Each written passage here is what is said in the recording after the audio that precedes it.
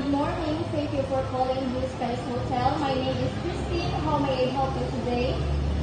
Hi, I'd like to make a room reservation. Of course, I'd be happy to assist you with that. May I have your full name, please? Sure, it's Kimberly Vincent. Thank you, Ms. Bison. May I know your preferred check-in and check-out dates? I'll be checking in March 19 and I'll be checking out on March 22. Got it. So that's a 3-night stay. How many guests will be staying in the room? Just me. Understood. We offer different types of rooms to suit your needs. We have our standard room, deluxe room, and our luxurious suite. May I know which type of room you prefer? The standard room will be fine.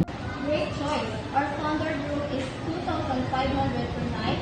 It includes a comfortable queen-size bed, complimentary breakfast, free Wi-Fi, and access to our swimming pool and fitness center. Would you like to proceed with this? Yes, that sounds perfect. Wonderful. Now may I have your contact number and email address so we can send your booking confirmation? Sure, my number is 011 and my email is kimberlyvincent@gmail.com. Thank you, Ms. Vincent. How would you like to make the payment?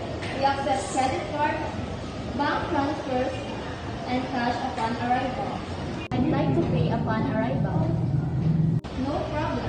Your reservation is now confirmed under name Kimberly Vincent from March 19 to March 22 in a standard room.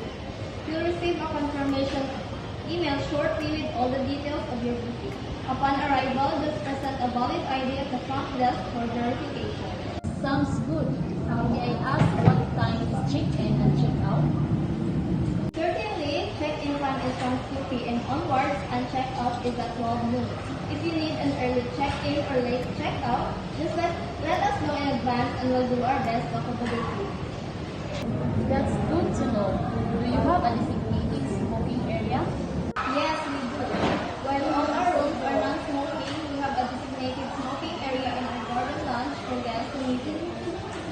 That's good to know. If possible, I'd love a room with a nice view. Absolutely. I'll make a note of that. And we'll do our best to accommodate your request. Anything else I can assist you with? That will be all for now. Thank you so much for your help. You're very welcome, Ms. Gibson. We're delighted to have you stay with us at Blue Skies Hotel. If you need anything before your arrival, please don't hesitate to call. Have a fantastic day and we'll see you soon. Thank you. Have a great evening.